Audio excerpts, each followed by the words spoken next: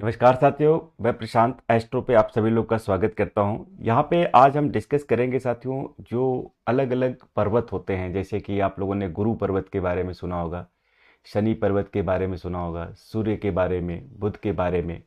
ज्योतिष शास्त्र पामिस्ट्री के अंदर जो है इन पर्वत का बहुत बड़ा प्रभाव है। पामिस्ट्री के अंदर अगर आप देखेंगे तो इन पर्वतों के कारण हमारे जीवन में बहुत ज़्यादा उथल पुथल आता है, बदलाव आता है। इसी पर्वत से इंसान राजा हो जाता है, इसी पर्वत से इंसान रंक हो जाता है।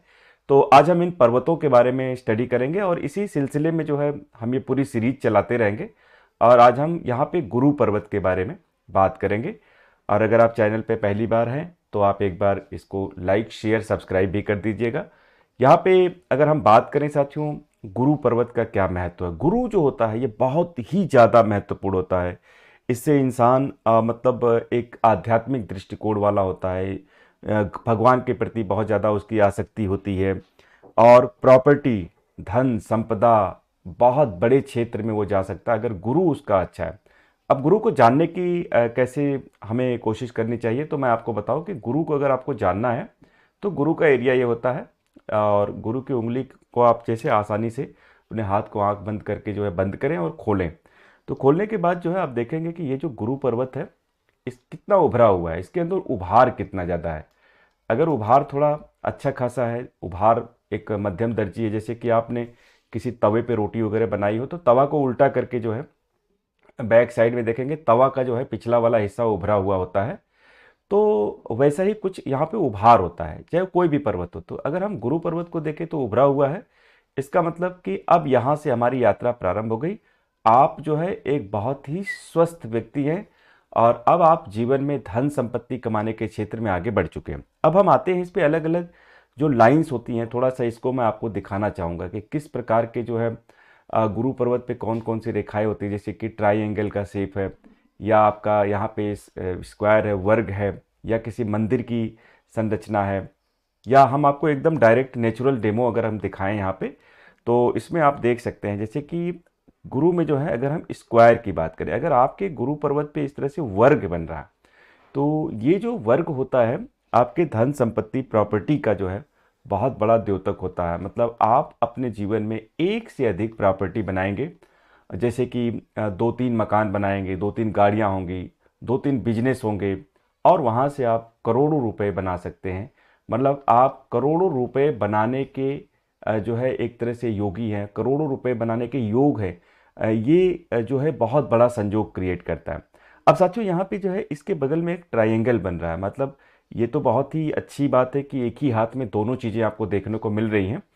तो अगर ये ट्रायंगल है तो इसका मतलब कि एक त्रिभुज अगर बन रहा है तो बृहस्पति एक ऐसा जो है एरिया होता है, इस पे अगर आपको त्रिभुज बन रहा है, वर्ग बन रहा है, कई चीज़ें बन रही है, तो मतलब एक ही साथ कई अलग अलग संजोग जो है आपके साथ बन रहे हैं। अब त्रिभुज का मतलब होता है कि आप सरकारी क्षेत्र में जाएंगे, मतलब आपकी सरकारी नौकरी हो सकती है। अगर नहीं होगी सरकारी नौकरी, बहुत सारे लोग अपने हाथ को खोल के देख रहे होंगे और कहेंगे कि भाई मेरी सरकारी नौकरी नहीं है।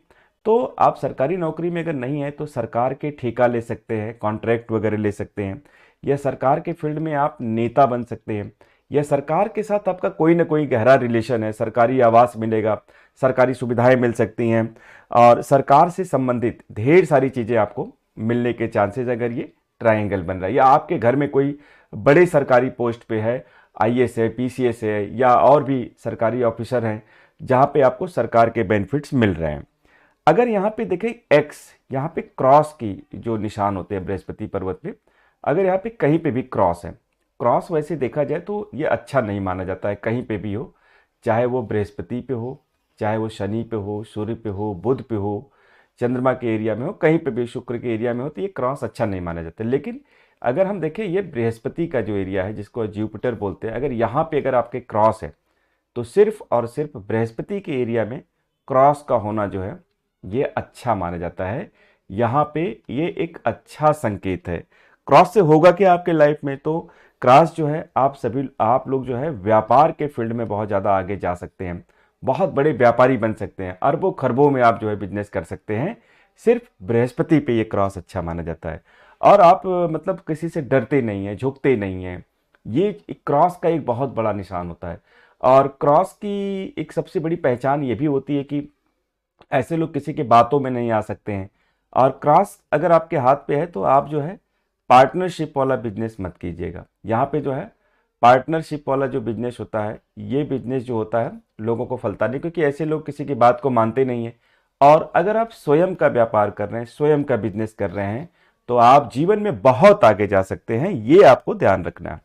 अब आते हैं यहाँ पे, अगर बृहस्पति पे किसी तरह से इस तरह से सर्कल का निशान है, इस तरह से गोले का निशान अगर है, तो आप क्या कर सकते हैं। सर्कल वाले जो लोग होते हैं बृहस्पति पे, ये एक तरह से स्पिरिचुअल होते हैं, आध्यात्म की तरफ चले जाते हैं, ये एक आध्यात्मिक व्यक्ति कहलाते हैं। और इनको जो है ससुराल पक्ष से जो है बहुत ज़्यादा फेवर मिलता है। तो ससुराल से जैसे आपको प्रॉपर्टी मिलेगी, या आपके वाइफ के पक्ष से बहुत ज़्यादा आपको प्रॉपर्टी मिलने के, धन संपत्ति मिलने के चांसेस बनते हैं। बृहस्पति पे अगर आपके स्वास्तिक का चिन्ह है, स्वास्तिक बहुत ही शुभ माना जाता है, मतलब एक तरह से भगवान का दूसरा रूप होता है, स्वास्तिक का चिन्ह है। और स्वास्तिक जो है आप लोग देख सकते हैं बहुत ही रेयर लोगों के हाथ में पाई जाती है। ऐसे लोग जो होते हैं, स्वास्तिक वाले जो लोग होते हैं, ये बहुत बड़े धर्म गुरु होते हैं। जैसे आप लोगों ने दलाई लामा को देखा, स्वामी विवेकानंद को देखा, बड़े बड़े धर्म गुरु जो देश विदेश में जा करके धर्म का प्रचार प्रसार करते हैं और शांति का संदेश देते हैं, स्पिरिचुअल गुरु कहलाते हैं। और अगर आपके हाथ पे मंदिर है, यहाँ पे टेम्पल बना हुआ है साथियों, तो ये भी एक बहुत ही मतलब एक तरह से भगवान का दूसरा रूप माना जाता है। मतलब आप एक बहुत बड़े गुरु हैं, एक आचार्य बनते हैं। और आप जो है ज्योतिष विज्ञान में, साइकोलॉजी के अंदर, आकल्ट विज्ञान में बहुत ज़्यादा इंटरेस्ट रखते हैं। और आप बहुत ज़्यादा मतलब एक तरह से लोगों की भलाई के लिए, अगर हम मास्लो की थ्योरी को देखें, अब्राहम मास्लो एक अमेरिकन मनोवैज्ञानिक है, तो कहते हैं कि सेल्फ एक्चुअलाइजेशन की स्थिति में पहुंच जाता है इंसान, मतलब एक तरह से आत्म सिद्धि की अवस्था में पहुंच जाता है। मतलब उसको अपने लिए नहीं करना है, बल्कि ऐसे लोग दूसरों के लिए जो है कार्य करते हैं। तो ये कुछ इंपॉर्टेंट निशान है साथियों बृहस्पति पे, जो मैंने आज डिस्कस किया। और अगर ये आपको अच्छा लगा तो हमें बताइएगा। हम आपको जो है अलग अलग जो है रेखाएं हैं हमारे हाथ में, उनके बारे में हम आपको लेकर के इसकी पूरी सीरीज आएंगे।